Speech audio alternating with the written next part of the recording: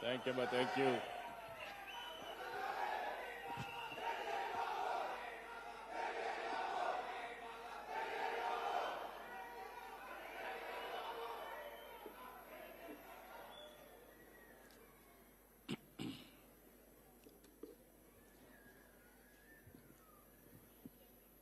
His Excellency, Indian High Commissioner in Singapore, Dr. Silpak Ambule, Honorable Minister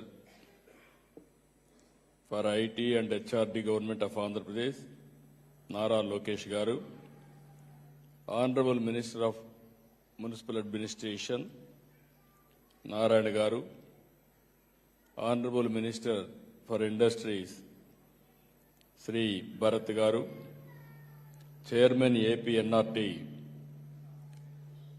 Ravi Vemur Garu, ఈ రోజు ఉదయం నుంచి చూస్తున్నా నేను చాలా సార్లు సింగపూర్కు వచ్చాను కానీ ఈసారి ఎంత ఉత్సాహంగా ఉన్నారంటే నా జీవితంలో ఎప్పుడూ సింగపూర్లో చూడలేదు అంత ఉత్సాహంగా ఉన్నారు.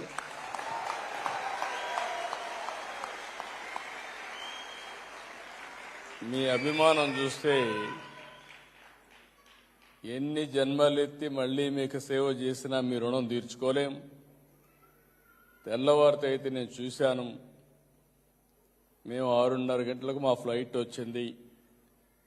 వచ్చినప్పుడు హోటల్కి వస్తే ఆ టైంలో చిన్న పిల్లలు కూడా కూచిపూడి డ్యాన్స్ ప్రాక్టీస్ చేసి ఆడబిడ్డలు ఏదైతే కోలాటం కూడా ప్రాక్టీస్ చేసి బ్రహ్మాండంగా నన్ను రిసీవ్ చేసుకున్నారంటే, అది కూడా సింగపూర్లో రిసీవ్ చేసుకున్నారంటే నా జీవితంలో ఎప్పుడూ మరిచిపోలేనని చెప్పి మరొక్కసారి మీ అందరికీ విజ్ఞప్తి చేస్తున్నా.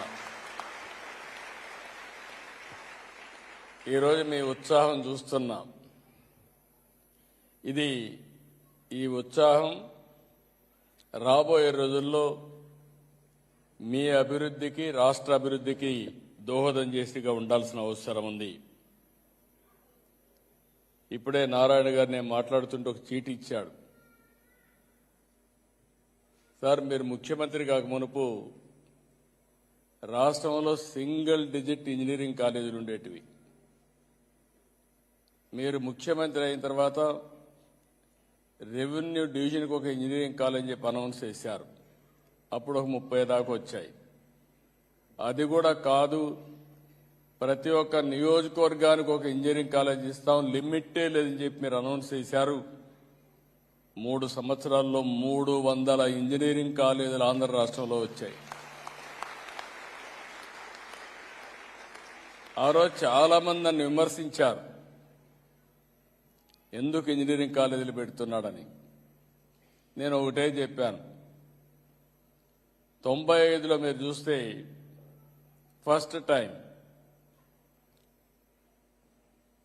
ఏదైతే ఇంటర్నెట్ రెవల్యూషన్ వచ్చింది, అంతకు మునిపే మన తెలుగు బిడ్డ పివి నరసింహారావు గారు 1991లో ఆర్థిక సంస్కరణ తీసుకొచ్చారు. భారతదేశం యొక్క ఆర్థిక వ్యవస్థకి దశ దిశ రూపకల్పన చేసిన వ్యక్తి పివి నరసింహారావు గారని చెప్పి నేను మీకు తెలియజేస్తున్నా.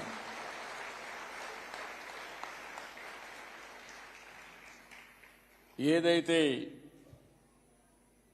మిడ్ 90స్లో 95 ప్రాంతంలో ఈ ఇంటర్నెట్ రెవల్యూషన్ వస్తానే నాకు ఒక ఆలోచన వచ్చింది. ఓసారి కొంతమంది కొన్ని ఇంట్యూషన్లు ఉంటాయి, అదే విజన్ అంటాం. భవిష్యత్ అంతా ఇన్ఫర్మేషన్ టెక్నాలజీకి ఉంటుంది, నాలెడ్జ్ ఎకానమీకి ఉంటుంది. తెలుగు జాతి నాలెడ్జ్ ఎకానమీలో అగ్రస్థానంలో ఉండాలంటే ఇన్ఫర్మేషన్ టెక్నాలజీ ప్రమోట్ చేయాలని చెప్పి ఆలోచించాను.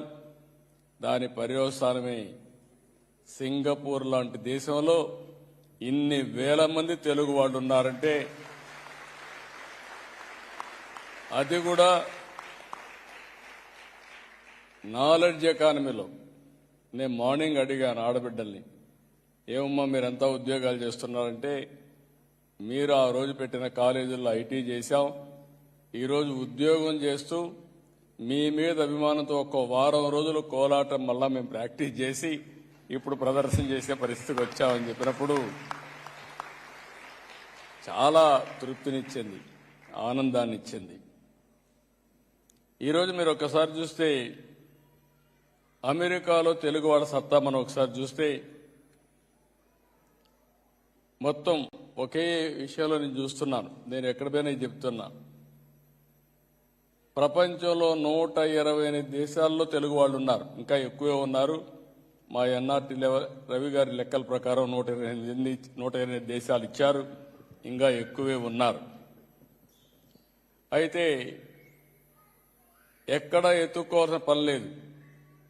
ఏ దేశానికి వెళ్ళి ఒక పాష్ లొకాలిటీకి పోయి గట్టిగా తెలుగులో మాట్లాడితే 100 మంది గ్యాదర్ అయిపోతారు.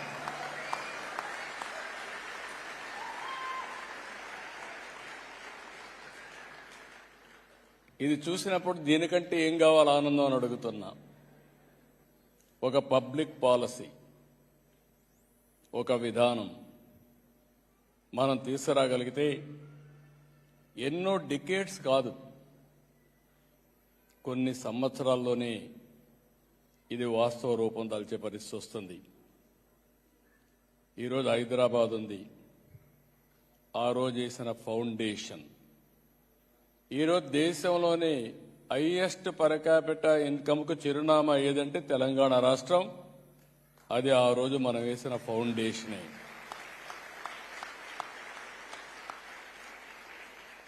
ఇప్పుడే నేను సింగపూర్ దేశానికి వచ్చాం.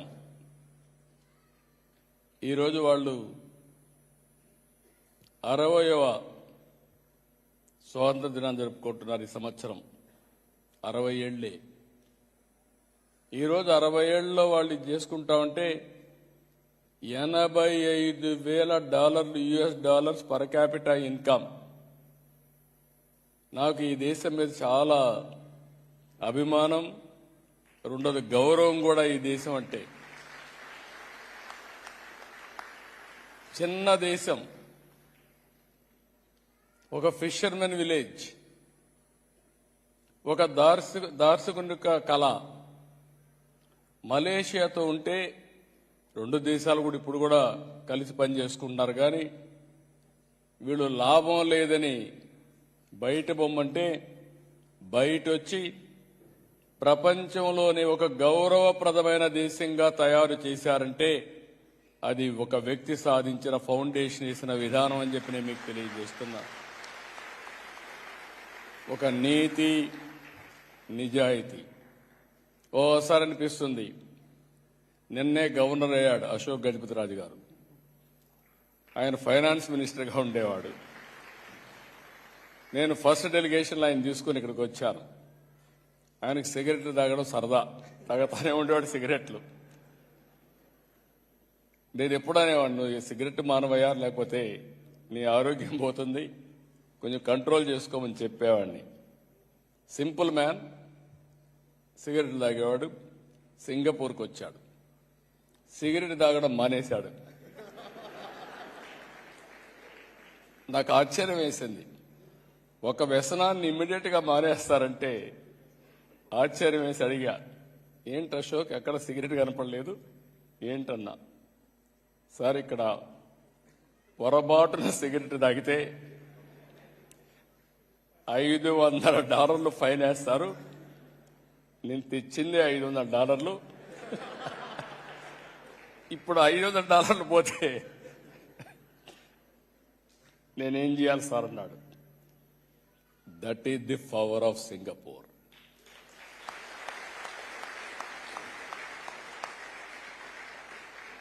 చాలా మంది దేశాల గురించి మాట్లాడుతూ ఉంటారు,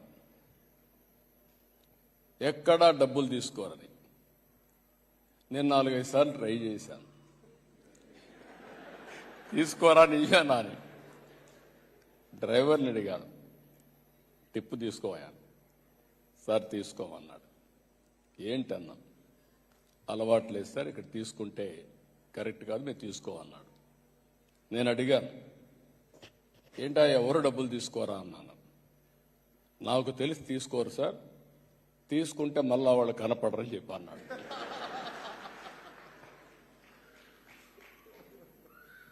అంటే ఇవన్నీ చూసిన తర్వాత నాకు అడ్మిరేషన్ పెరిగింది. నేను ఇక్కడికి వచ్చేవాడిని, లీ కువాన్ యూ గారిని కలిసేవాడిని. నేను ఒకరోజు తెల్లవారితో నిద్రలేసి ఎక్కడ చూసినా కాగితం కనపడేది కాదు. తెల్లవారితో ఆలోచించి హైదరాబాద్లో ఎక్కడ చూసినా కాగితాలే.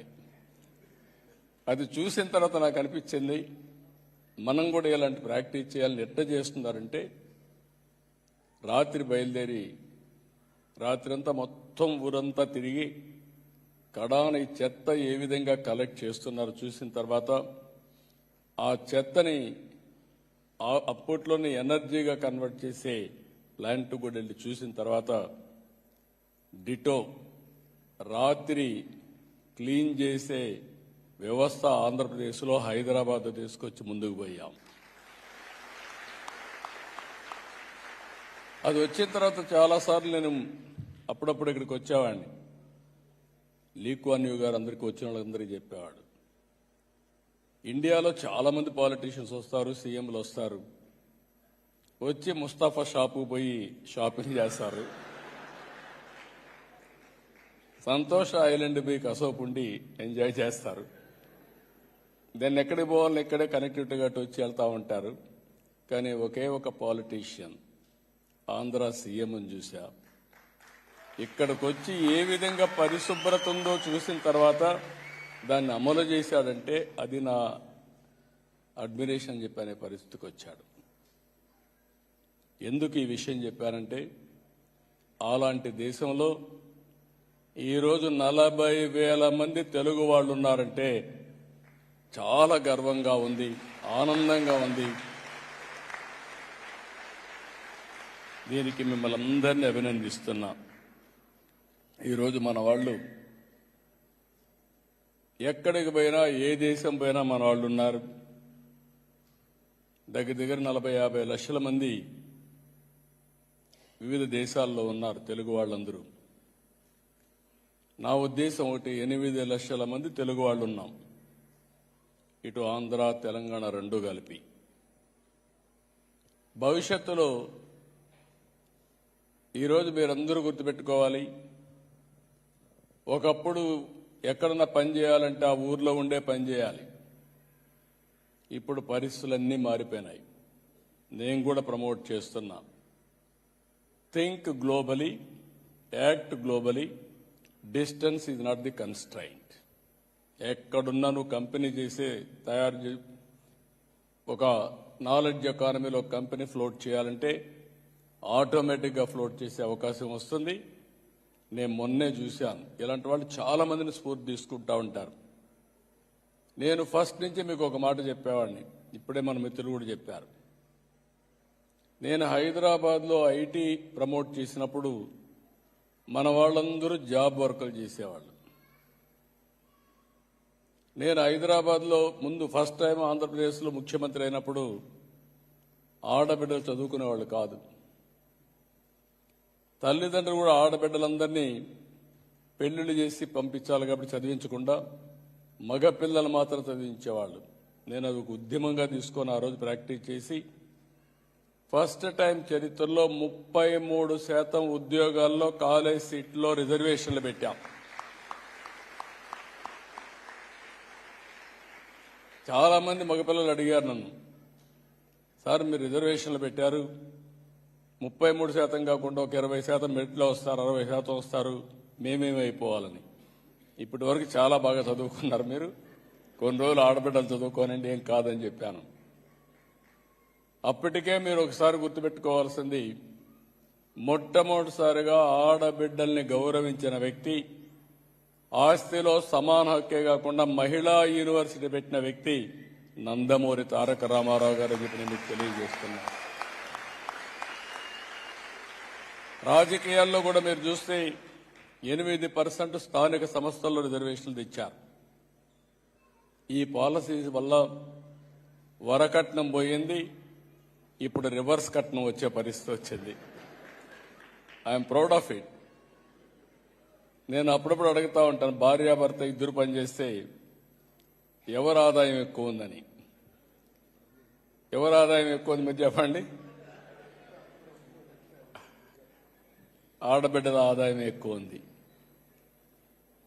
మేము కూడా మా ఇంట్లో కూడా వాళ్ళపైన ఆధారపడుతున్నాం.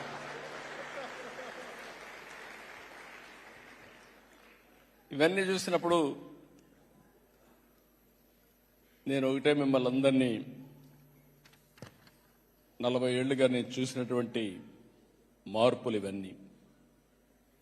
ఇదే సింగపూర్ గవర్నమెంట్ వచ్చినప్పుడు నేను సమైక్య ఆంధ్రప్రదేశ్లో హైదరాబాద్లో ఉప్పల్ దగ్గర సింగపూర్ సిటీ టౌన్షిప్ కట్టమన్నాం.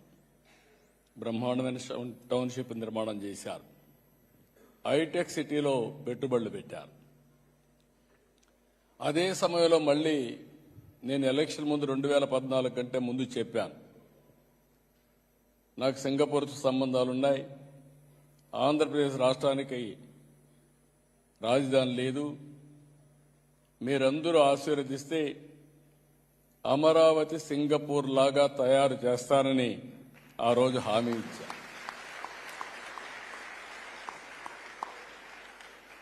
ఆ తర్వాత మీరు చూస్తే నేను నేరుగా సింగపూర్కి వచ్చాను.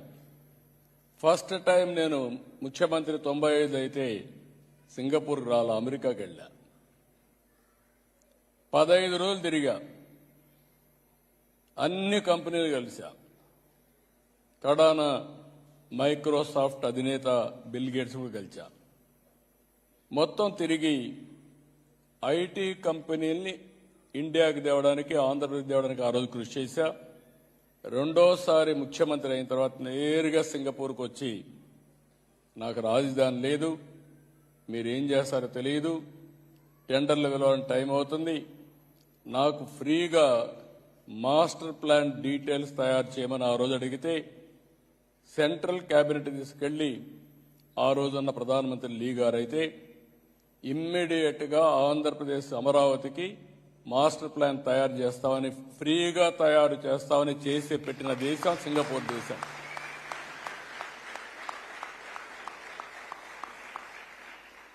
బెస్ట్ ప్రాజెక్ట్ తయారు చేశారు. అక్కడి నుంచి చాలా దేశాల్లో వీళ్ళు టౌన్షిప్లు కూడా కట్టారు, ఇండస్ట్రియల్ టౌన్షిప్లు కట్టారు, ఎకనామిక్ యాక్టివిటీ చేశారు, చాలా చేశారు.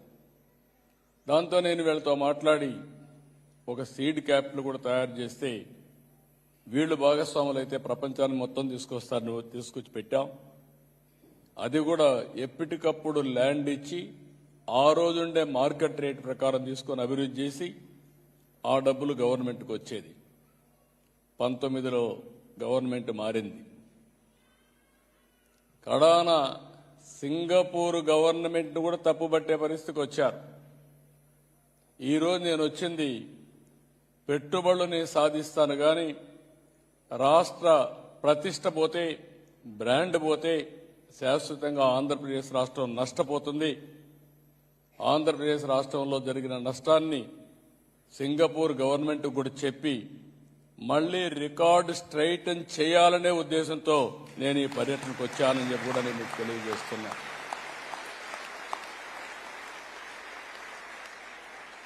ఈరోజు మీరందరూ ఉన్నారు ఇక్కడ. ఏ ఒక్క వ్యక్తి మీరు తప్పు చేస్తే ఆ వ్యక్తి పేరు చెప్పడమే కాకుండా ఇండియాలో ఆంధ్ర వాళ్ళు చేశారు, తెలుగు వాడు చేశారంటారు.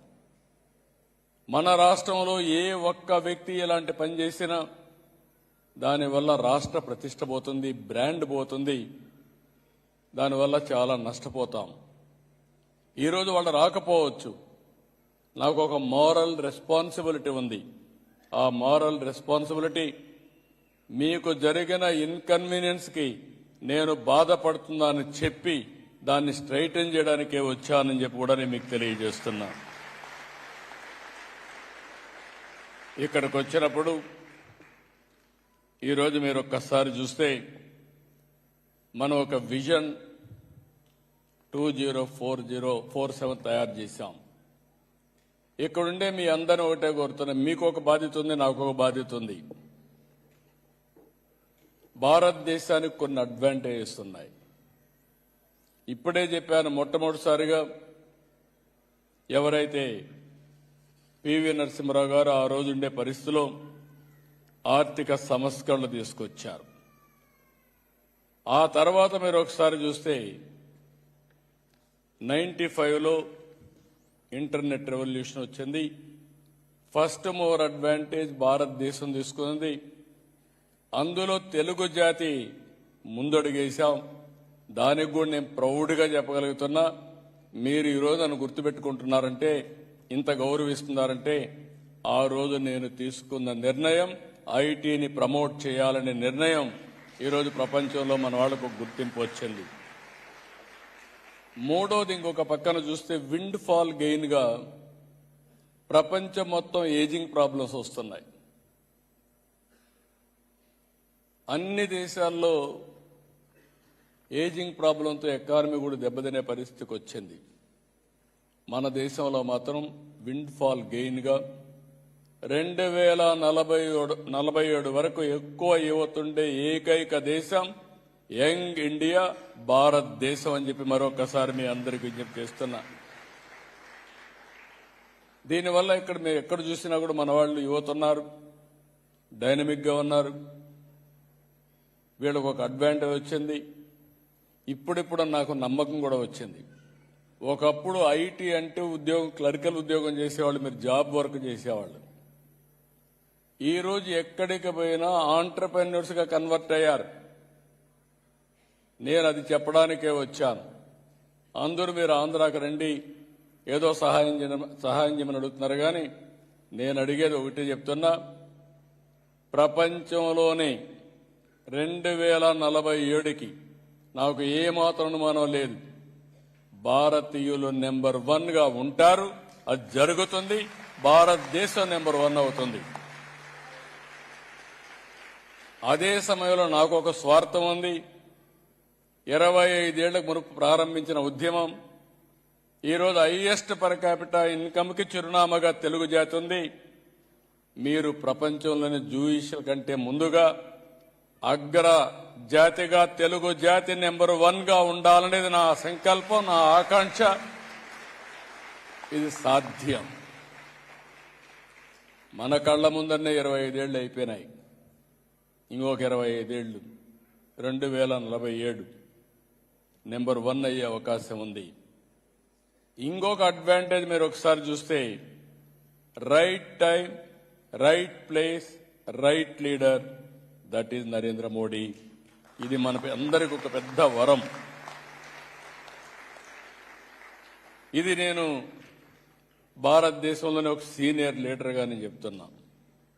చాలా మంది ప్రధానమంత్రులను చూశాను, చాలా మంది సమకాలికులతో మాట్లాడాను, పనిచేశాను. ఒక మాటలో చెప్పాలంటే, నేను 1995లో ముఖ్యమంత్రి అయ్యా, 1978లో ఎమ్మెల్యే అయ్యా, 80లో మంత్రి అయ్యా. ఇప్పుడుండే నాయకులందరిని చూస్తే అందరూ నా తర్వాత వచ్చిన వాళ్ళే తప్ప ఎవరూ అప్పట్లో వచ్చిన వాళ్ళు కూడా లేరు. కానీ అనుభవంతో చెప్తున్నా, ఈరోజు మీరు చూస్తే approval rating of world leaders July 2025 నిన్నే వచ్చింది. ఇది కూడా చేసింది మార్నింగ్ కన్సల్ట్ అనే అమెరికా బిజినెస్ ఇంటెలిజెన్స్ ఇచ్చిన గ్లోబల్ రేటింగ్ చూస్తే, డెమోక్రటిక్ కంట్రీస్ లో పాపులర్ లీడర్ ఎవరంటే అన్ని దేశాల్లో నెంబర్ 1 నరేంద్ర మోడీ గారని చెప్పి తెలియజేస్తున్నా. అంటే ఆయన మీరు చూస్తే 75% అప్రూవల్ రేటింగ్. ఆయన తర్వాత south Korea 59, Argentina 57, Canada 56, Australia 54, Mexico 53, Switzerland 48, US 44. అంటే దీనికంటే మనకు గర్వకారణం ఏం కావాలని మిమ్మల్ని అడుగుతున్నా. దేశానికి గుర్తింపు తీసుకొచ్చాడు. ఒక స్టెబిలిటీ వచ్చింది. ఇలాంటి ఫ్యాక్టర్స్ వచ్చినప్పుడు ఆకాశమే హద్దుగా మీరందరూ దూసపోగలిగితే మేము మిమ్మల్ని ప్రోత్సహించడానికి సిద్ధంగా ఉన్నాం, ఎకోసిస్టమ్ క్రియేట్ చేయడానికి సిద్ధంగా ఉన్నామని చెప్పి కూడా నేను మీకు తెలియజేస్తున్నా. ఇవన్నీ చూసిన తర్వాత నేను ఒక నిర్దిష్టమైన ఆలోచన పెట్టుకున్నాం. 2047 నరేంద్ర మోడీ గారు వికసిత్ భారత్, నా సంకల్పం స్వర్ణాంధ్రప్రదేశ్. స్వర్ణాంధ్రప్రదేశ్లో హెల్తీ, వెల్తీ, హ్యాపీ సొసైటీ సంకల్పంగా పెట్టుకున్నాం. $2.4 ట్రిలియన్ ఎకానమీ క్రియేట్ చేయాలని, పర్ క్యాపిటా ఇన్కమ్ 55 లక్షల పర్ క్యాపిటా ఇన్కమ్ తయారు కావాలనే సంకల్పం అని చెప్పి కూడా నేను మీకు తెలియజేస్తున్నా. ఇవి చేసినప్పుడు ఇక్కడే మీరు చూస్తే కొంతమందికి డౌట్ వేస్తుంది. అమెరికాలో మొత్తం 43 దేశాలకు సంబంధించిన సంపన్నుల జాబితా తయారు చేశారు. అందులో 125 మంది తేలితే 12 మంది భారతీయులు ఉన్నారు. అందులో మన నాదేళ్ల సత్య కూడా ఉన్నాడు. నేను ఆ రోజు హైదరాబాద్లో మైక్రోసాఫ్ట్ తీసుకొస్తే నాదేళ్ల సత్య మైక్రోసాఫ్ట్లో పనిచేస్తూ మైక్రోసాఫ్ట్ సీఈఓగా అయ్యాడంటే అది ఆయన చూపించిన చొరవ, కష్టపడిన విధానం, ఆయన ప్రతిభ అని చెప్పి కూడా నేను మీకు తెలియజేస్తున్నా. ఈరోజు అమెరికాలో పర్ క్యాపిటల్ ఇన్కమ్ మీరు ఒకసారి చూస్తే 71,000 అమెరికన్స్ యొక్క పర్ క్యాపిటల్ ఇన్కమ్.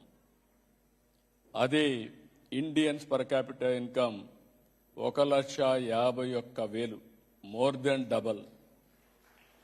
అదే మరి ఇంకొక పక్కన తెలుగు వాళ్ళు చూస్తే ఇంకొంచెం ఎక్కువే ఉంటారు, ఎందుకంటే వీళ్ళు ఆంటర్ప్రెన్యూర్స్గా ఉన్నారు. అయితే ఇక్కడ ఒక విషయం మీ అందరికీ గుర్తు చేస్తున్నాం. భారతదేశానికి, భారతీయులకి, మనకు కానీ ఒక మంచి అవకాశం, ప్రపంచానికి సేవలు అందించే అవకాశం వచ్చింది నాలెడ్జ్ ఎకానమీలో. ఈ అవకాశాన్ని దుర్వినియోగం చేసుకోకుండా మనం కానీ సద్వినియోగం చేసుకోగలిగితే ప్రపంచానికి ఉపయోగపడతాం, సమాజానికి ఉపయోగపడతాం. తద్వారా మన గౌరవం పెరుగుతుంది.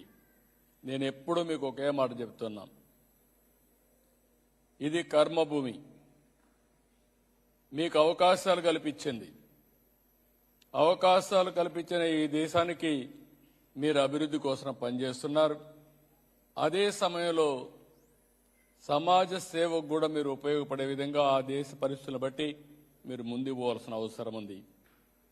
రెండోది, మీరు పుట్టినది జన్మభూమి. మీరు అక్కడ పెరిగారు. అక్కడ ట్యాక్స్ పేయర్స్ మనీతో మీరు పైకి వచ్చారు. మనతో పుట్టిన వాళ్ళు ఇంకా చాలా మంది పేదరికంలో ఉన్నారు. మన బంధువులు ఉన్నారు, మన ఇంటి పక్కన ఉన్నారు, మన ఊరిలో ఉన్నారు. మనకు ఒక బాధ్యత ఉంది. తిరిగి సమాజానికి ఇచ్చే బాధ్యత కూడా మన మీద ఉంది. ఈ రెండు కూడా బ్యాలెన్స్ చేసుకొని మీరు ముందుకు పోతే తిరుగులేని విజయాన్ని మీరు సాధిస్తారు. దానికోసమే నేను మిమ్మల్ని అందరినీ ఒకటే చెప్తున్నా. నేను ఈరోజు వచ్చి వెళ్ళిపోవచ్చు. నేను ఒకటే ఆలోచిస్తున్నా. నేను ఒక సంకల్పం కోసం పనిచేస్తున్నాను కాబట్టి నేను ఏ దేశానికి పోయినా తెలుగు వాళ్ళని కలవకుండా ఎళ్లను. మీతో మాట్లాడి కొంత సమయం వెచ్చించిన తర్వాతనే ఇక్కడి నుంచి వెళ్తాను. దానికి కారణం మీరు చేసే మంచి పనులకు చేయూతనివ్వాలి. ఒక రాష్ట్ర ప్రభుత్వం ఒక సావరిన్ అధికారంగానే మీకు సపోర్ట్గా ఉంటే మీరు అనుకున్న లక్ష్యాలను చేసుకునే అవకాశం కూడా వస్తుంది. ఇప్పుడే మిత్రులు మాట్లాడుతూ కొన్ని విషయాలు చెప్పారు. ఒక మంచి ఎన్ఆర్టీ, అవసరమైతే కొన్ని దేశాలకు సంబంధించిన మిమ్మల్ని అందరినీ ఎన్ఆర్టీలు పెడతాం. తెలుగుదేశం పార్టీకి అనుబంధ సమస్య ఎన్ఆర్ఐ ఉంది. కానీ తటస్థంగా ఉండడానికి ప్రభుత్వ వ్యవస్థ కింద ఎన్ఆర్టీ తీసుకొచ్చాం. నాన్ రెసిడెంట్ తెలుగు వారందరి కోసం ఎన్ఆర్టీ తీసుకొచ్చాం. ఈరోజు మన వాళ్ళు ఆంధ్ర సిఎక్స్ఓ క్లబ్ పెట్టారు. ఇప్పుడే మన వాళ్ళు మాట్లాడినప్పుడు చాలా విషయాలు మాట్లాడారు. ఈరోజు ఈ దేశంలో మనం చూస్తున్న ఆల్ టెక్నాలజీస్లో అడ్వాన్స్డ్గా ఉన్నారు. మనకు అనేక వనరులు ఉన్నాయి, మామూలు వనరులు కాదు. ఈరోజు నిన్నే నేను అనౌన్స్ చేశా గ్రీన్ హైడ్రోజన్ వ్యాలీ. ఇప్పుడిప్పుడే సోలార్ కానీ విండ్ కానీ పంప్డ్ ఎనర్జీతో ముందుకు పోతున్నాం. భవిష్యత్తు గ్రీన్ హైడ్రోజన్ది. దీనికి ఇంకొక పక్క మనకు పోర్ట్లు కూడా ఉన్నాయి.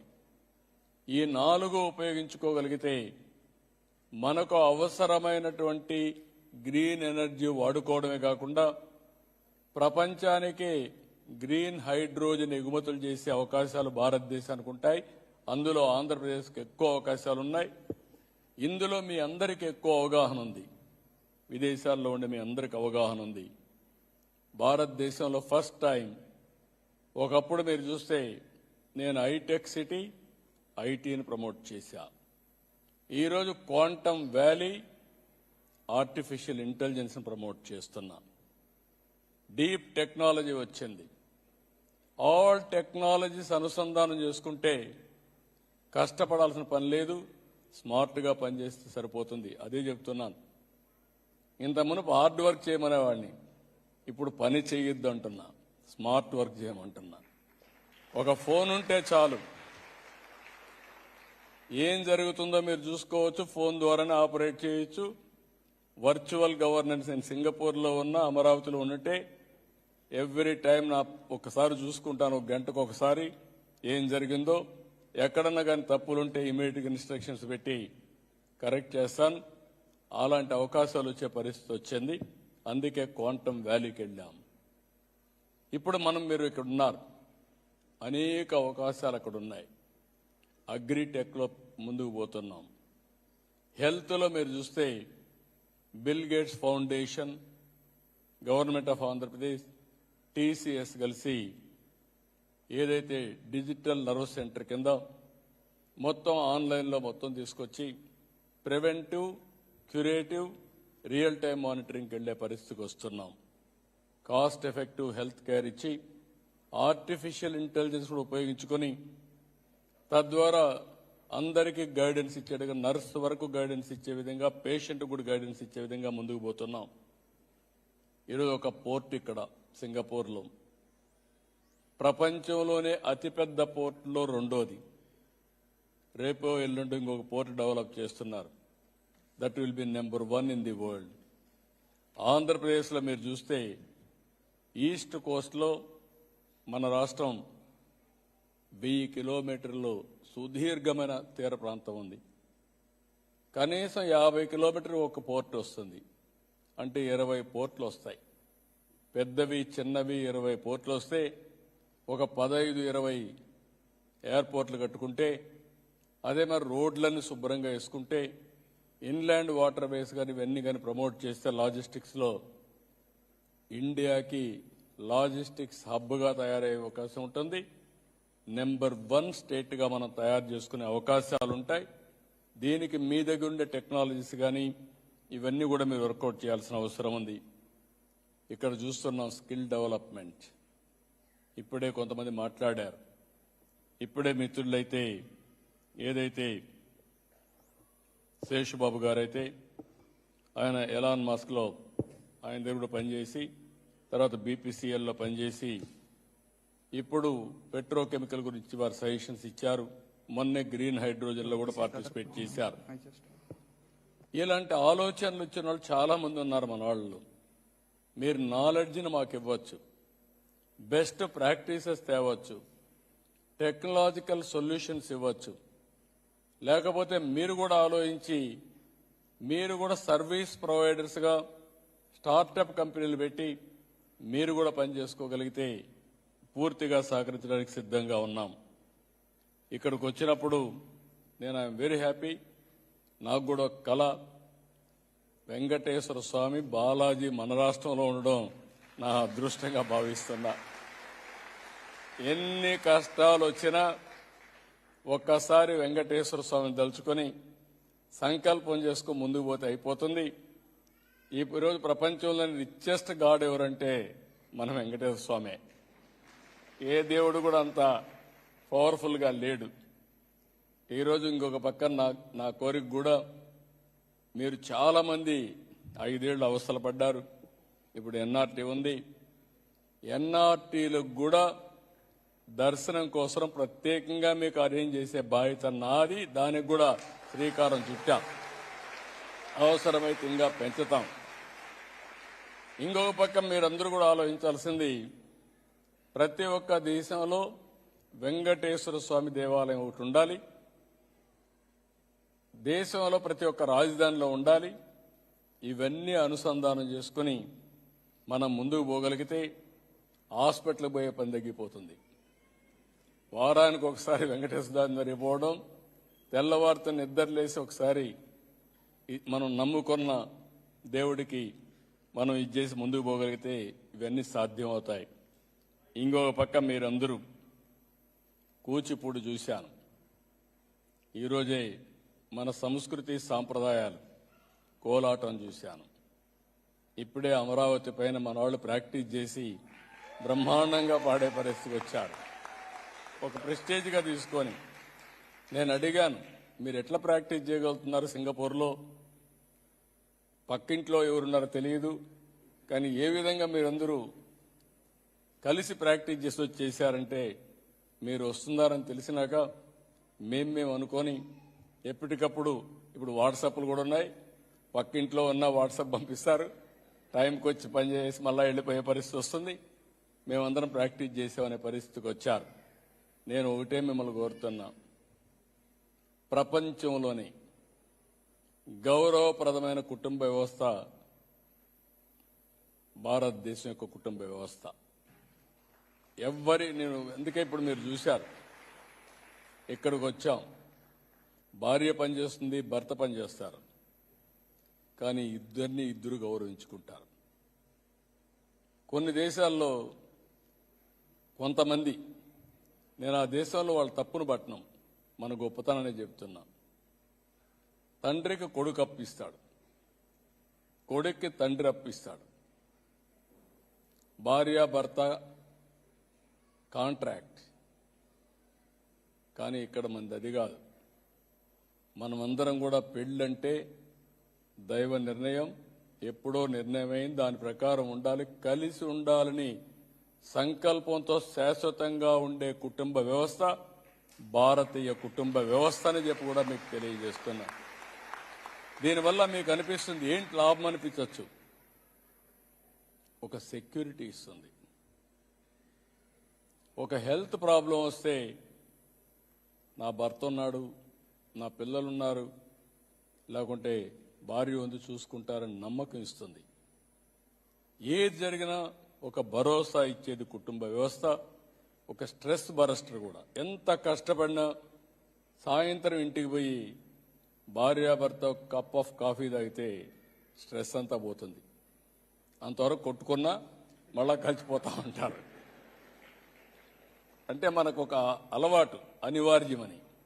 ఇలాంటి వ్యవస్థ మనం ముందుకు పోతున్నాం. ఇలాంటి వ్యవస్థను కూడా కాపాడుకోవాలంటే మన సంస్కృతిని, సాంప్రదాయాలను మీరు కాపాడుకోవాలి. నేను చాలా గర్వపడతా ఉంటాను, ఆంధ్రప్రదేశ్లో ఉండేవాళ్ళు మన సాంప్రదాయాలు పాటించరు, కానీ వేరే దేశాల్లో ఉండే మీరు మన సంస్కృతి సాంప్రదాయాలను బ్రహ్మాండంగా పాటించి చిన్న పిల్లలను కూడా శిక్షణించి పదే పదే లైన్లో పెడుతున్నారు. ఇది గ్రేట్ అచీవ్మెంట్. అంటే మీరందరూ గుర్తించారు. ఇది భావితరాలకు అందించాలనే ఉద్దేశంతో మనం ముందుకు పోయే పరిస్థితికి వచ్చాం. దానికి కూడా మిమ్మల్ని అందరినీ అభినందిస్తున్నా. ఇంకొక పక్కన మీరు ఒకసారి చూసినప్పుడు, ఈరోజు నేను ఇంత మునిపే చెప్పాను, ఈ యొక్క జన్మభూమి రుణం కూడా తీర్చుకోవడానికి ఏ విధంగా ముందుకు పోవాలనో ముందుకు రమ్మని నేను ఆంధ్రప్రదేశ్కి మిమ్మల్ని రమ్మని కోరుతున్నా. అదే సమయంలో మీరు ఎక్కడెక్కడున్నారో ఎన్ఆర్టీ ద్వారా ఆ దేశంలో మీరందరినీ కూడా పైకి తీసుకొచ్చే వ్యవస్థ కోసం మనం ముందుకు పోదాం. అపారమైన అవకాశాలు ఉన్నాయి. మీరు దృష్టి పెట్టి ఇప్పుడు కూడా మీరు చూస్తే 95 కంటే ముందు ఆంధ్ర రాష్ట్రంలో వ్యవసాయ రాష్ట్రం అంది. నేను ఐటీని ప్రమోట్ చేయడమే కాకుండా ఆంటర్‌ప్రెన్యూర్స్ని ప్రమోట్ చేశాను. సింగపూర్ కూడా 4-5 సార్లు ఇంత మునుపు కూడా తీసుకొచ్చాను.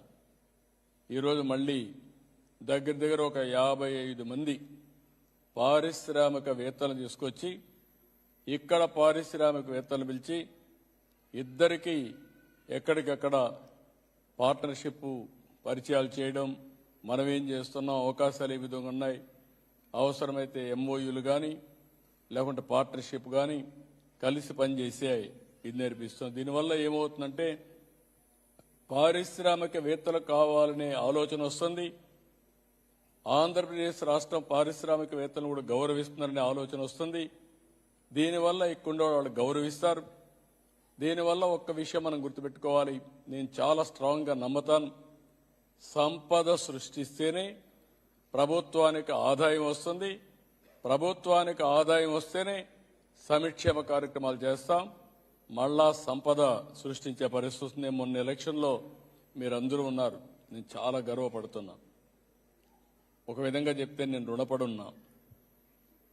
మొన్న ఎలక్షన్ ముందు జరిగింది, చేయని తప్పుకు నేను ఆ రోజు జైలుకు పోయే పరిస్థితి వస్తే 53 రోజులు నేను జైల్లో ఉంటే నేను చూసేవాడిని. దగ్గర 70, 80, 90 దేశాల్లో పనులన్నీ వదిలిపెట్టి ఎక్కడ వేరే దేశాలంతా కూడా మీరు నా కోసరం మీరు పడిన తపన, ఆందోళన నా జీవితంలో ఎప్పుడు కూడా మరిచిపోలేను.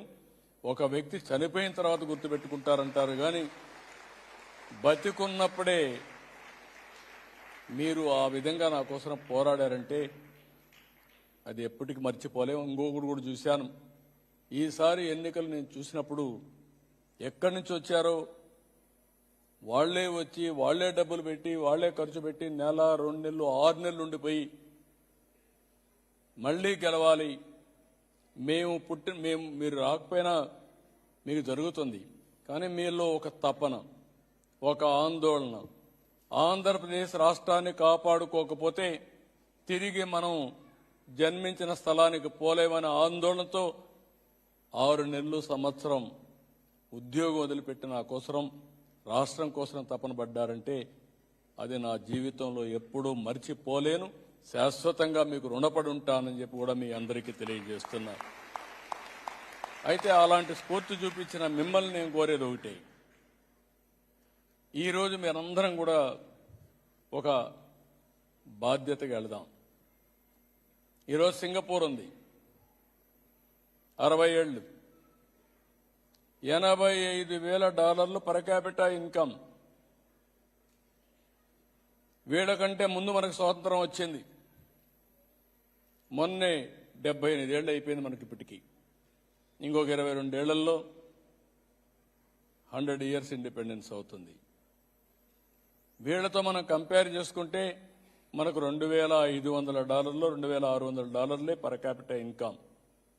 $2,600 ఎక్కడ, $85,000 ఎక్కడో మీరు ఒక్కసారి గుర్తుపెట్టుకోండి. వీళ్ళు మనకంటే కూడా వెనకబడున్న వ్యక్తులు, కానీ ఈరోజు అగ్రస్థానానికి వచ్చారంటే వాళ్ళు తీసుకున్న నిర్ణయాలు, అక్కడ పరిపాలనలో చూపించిన చొరవ, నీతి నిజాయితీ కారణం.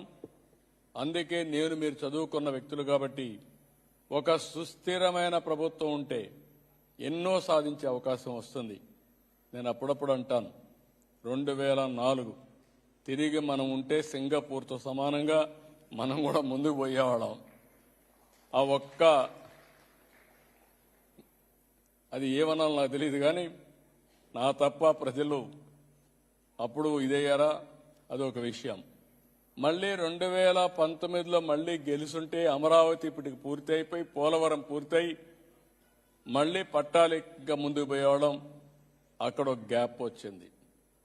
అందుకే అప్పుడప్పుడు అంటా ఉంటాను నేను, మళ్ళీ రాబోయే రోజుల్లో ఇలాంటి జరిగితే పొరపాట్లు జరగకుండా చూసుకునే బాధ్యత నా మీద కూడా ఉంది. దీన్ని సరైన ట్రాక్లో పెట్టే బాధ్యత ఎన్ఆర్ఐలుగా మీ మీద, ప్రజల మీద ఉందని చెప్పి మరొకసారి మీ అందరికీ విజ్ఞప్తి చేస్తున్నా. ఆ విషయాలన్నీ మనం మళ్ళీ మాట్లాడుకుందాం. ఇక్కడికి వచ్చినప్పుడు నేను మిమ్మల్ని ఒకటే కోరుతున్నా. ఈరోజు ఇక్కడ మన రవి గారు కూడా వీళ్ళు ఒక మాట అన్నారు. ఈరోజు సింగపూర్లో బెంగాలీ, హిందీ, తమిళ్ రెండో భాష కింద వాళ్ళందరికీ కూడా ప్రోత్సహిస్తున్నారు. తెలుగు కూడా సెకండ్ లాంగ్వేజ్గా పెడితే బాగుంటుందని తెలుగు వారి కోరిక. 40,000 మంది ఉన్నాం. నేను కూడా టేకప్ చేస్తా. I'm requesting his excellency high commissioner to take up with this issue to Singapore government. I am confident either today or tomorrow they are going to recognize us, and also if necessary Government of India నుంచి కూడా ఈ ప్రభుత్వానికి విజ్ఞప్తి చేస్తామని చెప్పి కూడా నేను మీకు తెలియజేసుకుంటూ, ఇప్పుడు నేను మిమ్మల్ని కోరేది ఒకటే. నెక్స్ట్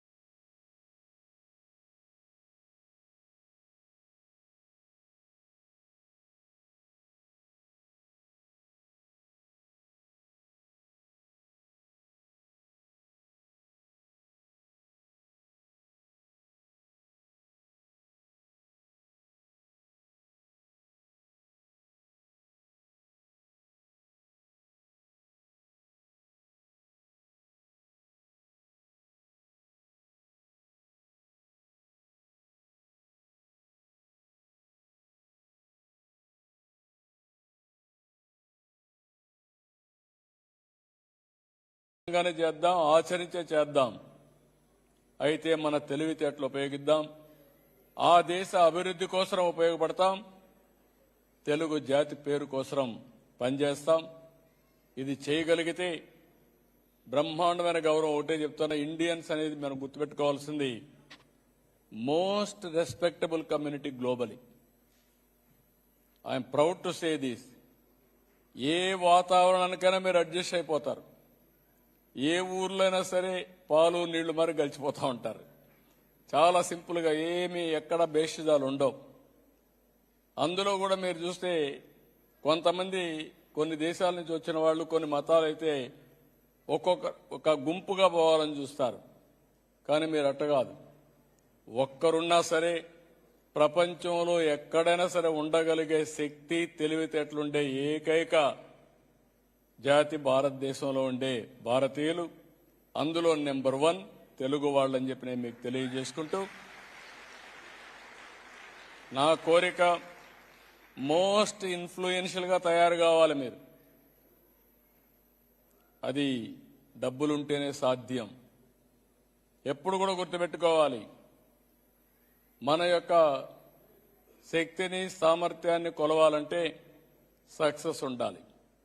ఆ సక్సెస్ రావాలంటే మీరు సంపాదించిన సంపాదన, మీరు క్రియేట్ చేసిన వెల్త్నే మానిటర్ చేస్తూ ఉంటాం. దానికి కావాల్సిన స్కిల్స్ కానీ ఇవన్నీ తీసుకోవాలి. రాష్ట్ర అభివృద్ధి కోసం, మీ అభివృద్ధి కోసం మనం కలిసి పనిచేద్దాం.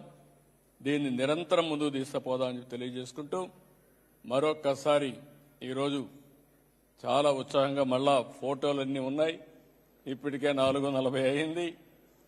అవన్నీ కొంచెం చాలా టైం అవుతుంది. మళ్ళా ఈ ఎక్సలెన్సీ హై కమిషనర్ గారు డిన్నర్ కూడా ఇస్తున్నారు. మళ్ళా ఆ కార్యక్రమానికి పోవాలి. మీ మీద అభిమానంతో ఈరోజు రాత్రి నాకు నిద్ర లేదు. కానీ మీ మీద అభిమానంతో ఎంతైనా సరే ఇక్కడ ఉండాలనే ఉద్దేశంతో మీ అందరితో ఫోటో కూడా ఇవ్వాలనే ఉద్దేశంతో ఇక్కడ ఉన్నా. కాబట్టి మీరందరూ కూడా